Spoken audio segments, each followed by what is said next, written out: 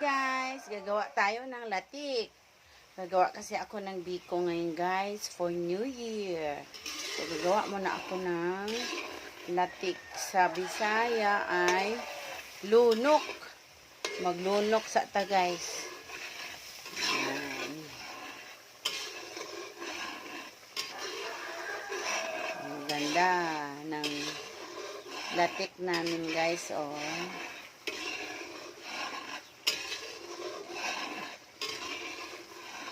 Hanggang sa maluto. Ayan na guys. Unti-unti nang lumalabas yung oil niya.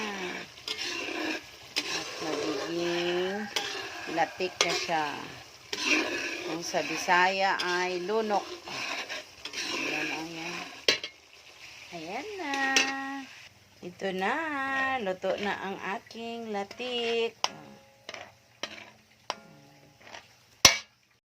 Ito na ang aking ginagamit na asukal, muscovado, at saka yung brown sugar. Okay guys. Lalagyan natin ng 1/4 na muscovado. Na.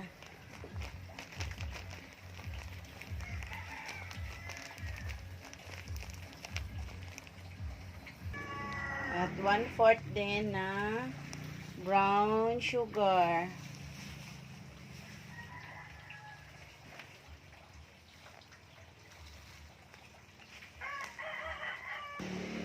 Tapos halo-haloin hanggang sa magiging sticky na ito para bago ilagay yung ating malagkit na luto na pre-cook na malagkit.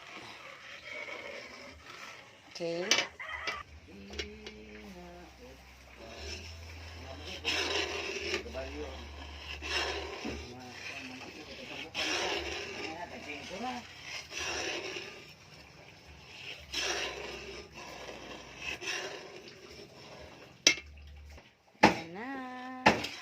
Malapit na magiging malapot ang aming latik para sa aming biko. Ang tawagin ay sinokmani. Sa Tagalog yan. Dito sa amin sa Bisaya, normal lang siya na tawag sa amin biko. Okay, kukuha tayo ng pang-toppings natin sa ibabaw ng biko, guys. Okay. Tapos, ilalagay na natin ang ating pre-cook na malagkit. O, sinaing na malagkit. Okay, tama na. Malapot na siya, oh. Sarap na tingnan. Hulog na itong malagkit na sinaing na malagkit.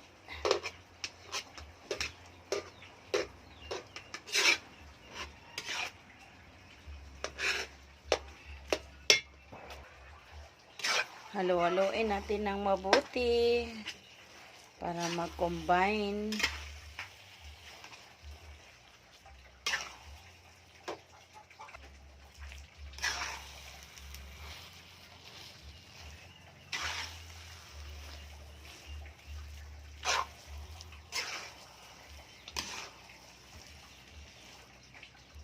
Ito na, luto na ang aming biko.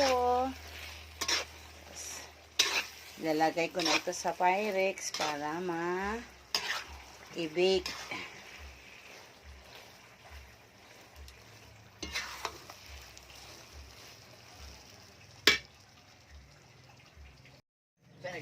Ito na ang aming biko na may latik sa ibabaw. Yan na, gwapa kaayo ang akong biko na may latik. Please subscribe my YouTube channel, guys. And hit the notification bell para updated mo permi sa ako ang mga luto-luto na ginagmay. Salamat!